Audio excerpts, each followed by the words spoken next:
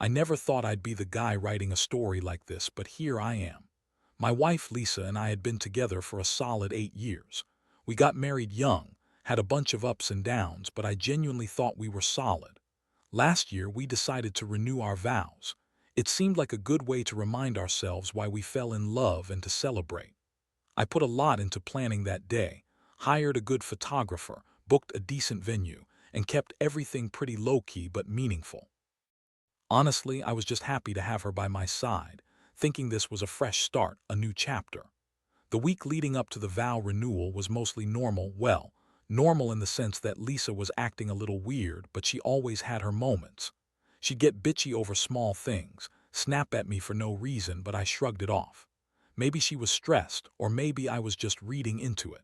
She's always been a bit dramatic, quick to lie, and very good at hiding her true feelings. Still, I thought, she's happy, right? We're about to reaffirm our commitment. What could go wrong? The day of the ceremony arrived and everything was perfect, or so I thought. My family showed up, her family was there, and our friends from work. I felt a surge of happiness seeing everyone together, celebrating us. The ceremony itself was beautiful, and I couldn't keep the smile off my face. When we finished the vows, I looked at her, feeling proud and grateful. Then she disappeared briefly after the ceremony, saying she needed some time alone to review the wedding photos, which I thought was weird but didn't press her. She'd been making little excuses all day. She was tired, she wanted some quiet, she was just overwhelmed. Honestly, I was just glad she was there, standing next to me, smiling for the cameras. That's when I first noticed something was off. When I went to check on her later that evening, she was in the dressing room alone. She was supposed to be with the bridesmaids, but I found her there, uncharacteristically quiet with her phone in her hand. She looked guilty, but she played it cool, said she was just reviewing the photos, making sure everything looked good. But her voice was shaky and she kept avoiding eye contact.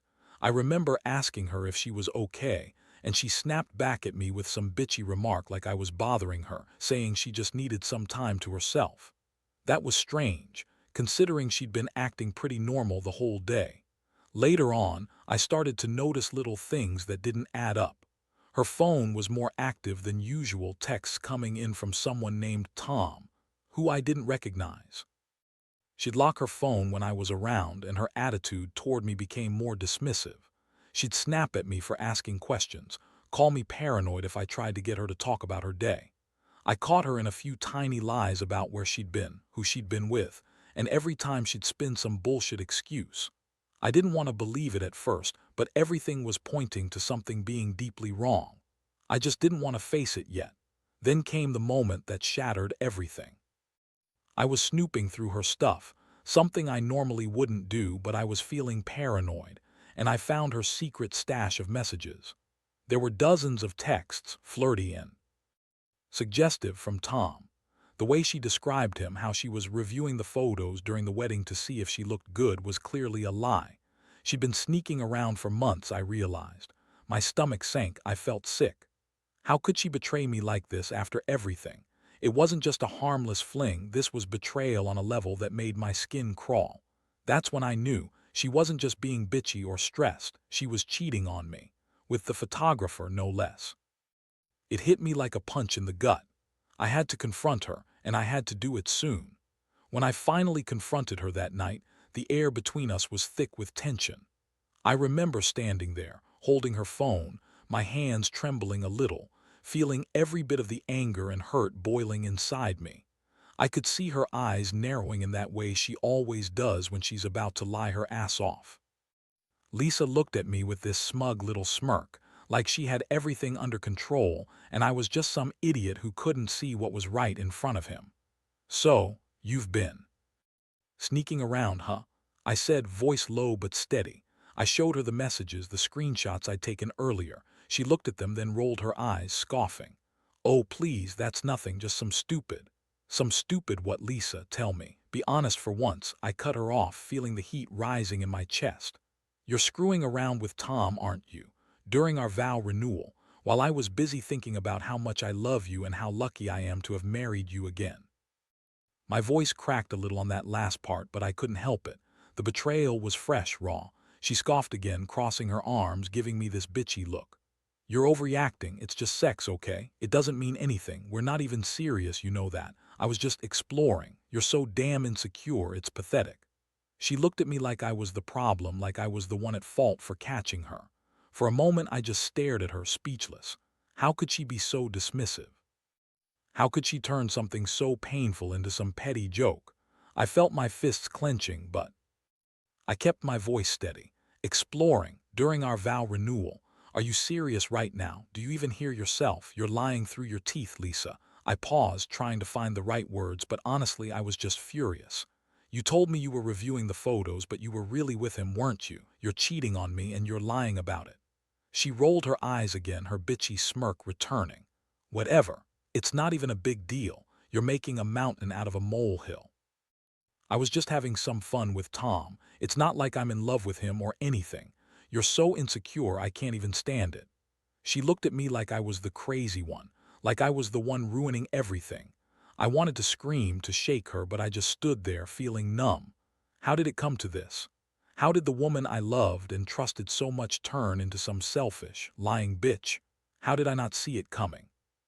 For a moment, I wondered if I was overreacting, if maybe I was blowing things out of proportion. But then I remembered. The texts, the secret meetings, the way she acted when she thought I wasn't looking. It was all too clear now. The worst part was knowing this wasn't just about sex. It was about her betrayal, her lying, her treating me like I was an idiot for trusting her. I've always been a guy who believed in honesty and loyalty, and to see her dismiss it all like it was some petty game, it cut deep. I realized I was dealing with someone I no longer recognized, and that knowledge hit me harder than anything else. What hurt most was the way she shrugged off my feelings like I was just an obstacle in her fun, like her happiness didn't matter, just her little secret. I wanted to say so much more, to scream at her, to tell her how devastated I was, but I just stood there, staring at her, feeling the cracks forming inside me. I knew then that my life as I knew it was about to change forever. After that night, everything changed. I couldn't sleep, couldn't eat. The betrayal hit me like a freight train, but what cut even deeper was her attitude, so dismissive, so sure. She could just lie her way out of it. I kept replaying everything in my mind, the texts, the sneaking around, her smirk when she told me it was nothing, as if I was some paranoid idiot. I felt betrayed, humiliated, and honestly a little numb. I thought I knew her, thought we had something real. Turns out I was just fooling myself. The next day I decided I needed some space, time to think, to breathe. I started digging more into her phone, her social media, her emails. I couldn't just let her get away with it, not without knowing the full extent. That's when I found out that Tom wasn't just some random guy she was screwing around with. He was the photographer from our wedding. The guy who was supposed to capture our special moments, the one I trusted to do his job well. The same guy she was naked with in the dressing room while I was busy gathering family for the vows. I couldn't believe it. That's when it hit me. This was no mistake, no drunken fling. This was planned, deliberate. She used the wedding day as a cover, an excuse to hide her affair, and the worst part, she lied so convincingly, so effortlessly, I almost started questioning myself. Did I miss signs? Was I so blinded by love that I ignored the obvious? The thought made me sick. I felt like I was living someone else's nightmare. I knew I had to confront her again, but this time with everything laid bare. I called her into the living room, feeling my hands shake. She was still acting bitchy, trying to play innocent when she knew damn well I had seen everything. When she saw my face, her eyes flicked with a mixture of annoyance and defiance. She knew she was caught. I told her I knew about Tom, about the affair, and how long it had been going on. Her face contorted into this angry, dismissive sneer. Look, I don't have to explain myself to you, she said, crossing her arms. It's not like you're some perfect husband. You think you're so great, but you're boring as hell. I needed something exciting, something real. You're so damn uptight, I couldn't breathe sometimes. She was justifying her betrayal, trying to make me feel like I was the one in the wrong. Like she was the victim. I was too stunned to say anything at first. I just looked at her, feeling a cold fury rise in my chest. I realized then that this wasn't just about cheating. She wasn't remorseful, wasn't sorry. She was angry, defensive, and trying to gaslight me into thinking I was overreacting. I saw her for what she really was, A selfish, manipulative woman who thought she could do whatever she wanted, hide behind lies and get away with it. But I wasn't going to let her.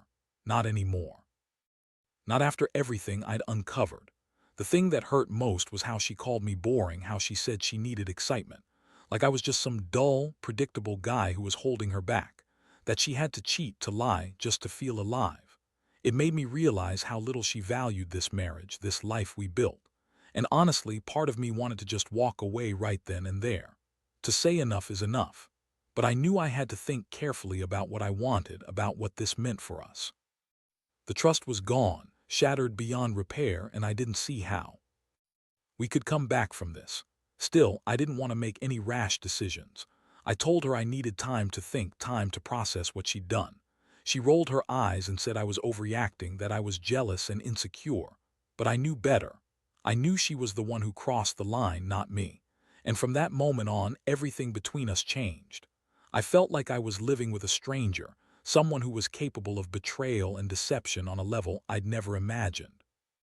Over the next few days, I stayed quiet, trying to piece everything together. I couldn't focus at work, couldn't sleep, and every time I closed my eyes, I saw her with Tom in that dressing room. My mind kept replaying the scene, the way she looked at him, the way she lied so effortlessly. It was like a punch to the gut every time. I kept asking myself how I missed the signs, how I let her get away with it for so long. The worst part was feeling so powerless, like I was just some fool who believed in fairy tales. I kept her on a leash, so to speak, avoiding her, not returning her calls or texts. It was a mix of anger and hurt, trying to find the strength to confront her again, to get some answers, to understand what the hell she thought she was doing. But I wasn't planning to just roll over. No, I needed leverage, something she wouldn't expect.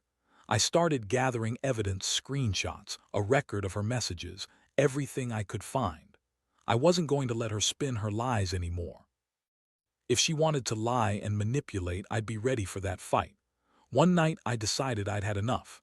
I sat her down, looked her right in the eyes, and told her she needed to come clean, no more bullshit. I told her I knew about everything, the affair, her lying, her sneaking around in the dressing room. I said I wasn't interested in her excuses anymore. I wanted the truth, plain and simple. She looked annoyed, like she was bothered I was bothering her, and threw out some typical bullshit. "I don't know what you're talking about," she said, shrugging like she didn't care. "You're just paranoid, you always think the worst." I lost my patience. "No, Lisa.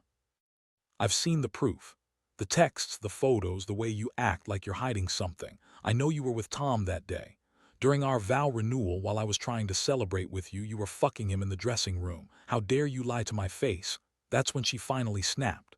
Her bitchy attitude turned into full-blown anger. "You think you're some kind of saint? Don't act like you're innocent. You're boring as hell, and I got tired of pretending.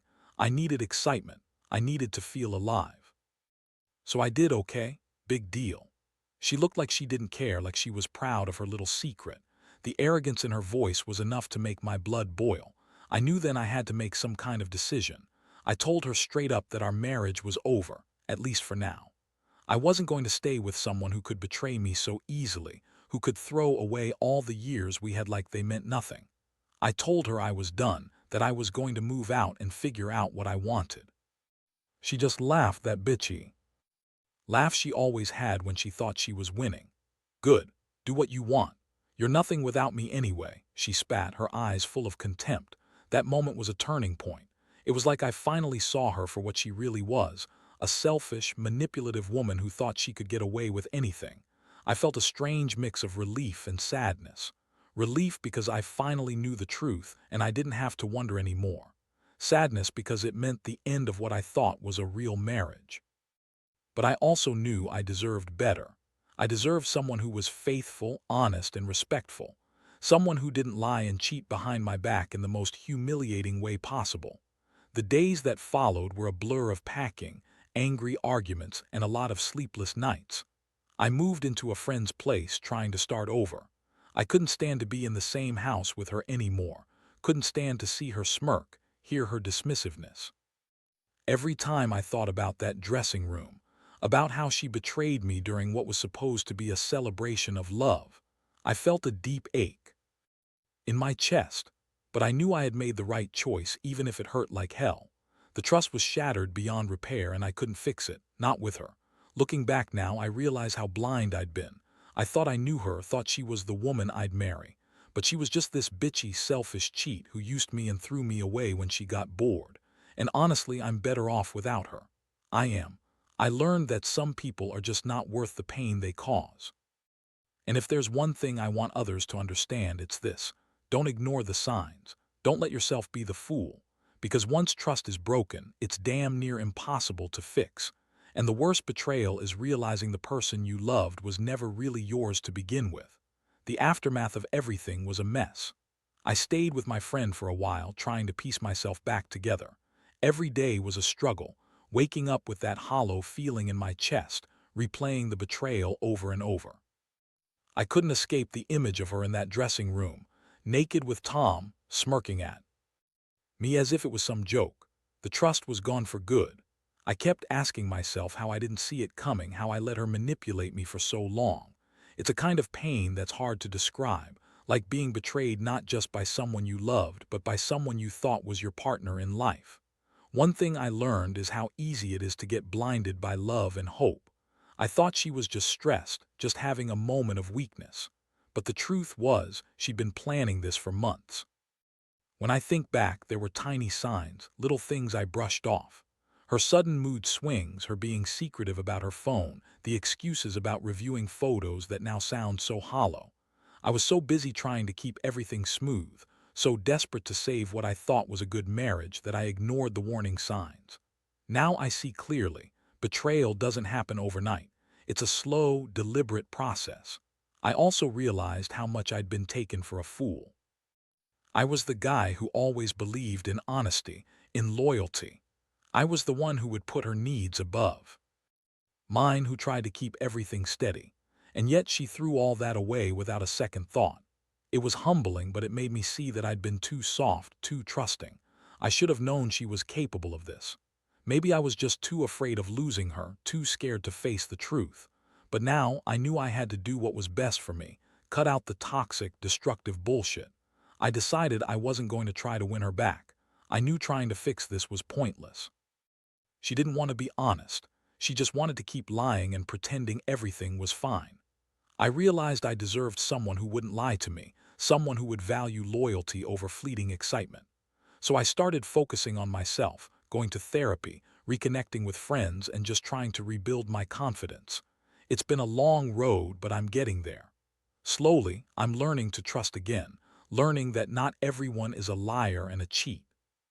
The hardest part was learning to let go of the anger, though I admit, I still get flashes of rage sometimes. About her, about how she used me, about how I was stupid enough to trust her. But I also know that holding on to that anger only hurts me. I have to accept what happened, forgive myself for not seeing the truth sooner, and move on. That's what I'm doing now. Moving on. Not just away from her, but away from the betrayal and lies. It's the only way I can heal. If I could give any advice to someone in my shoes, it would be this: trust your gut. Don't ignore the warning signs, no matter how much you love someone. Lying, sneaking around, or dismissing your feelings, that's a red flag. And don't be afraid to walk away, because staying with someone who cheats and lies only prolongs the pain. Believe me, it's better to be alone than in a relationship built on lies. I've learned that the hard way.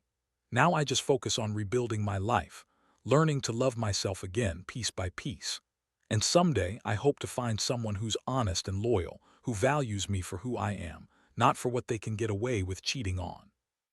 Looking back, I see now that this experience, as painful as it was, taught me something crucial. It showed me my worth.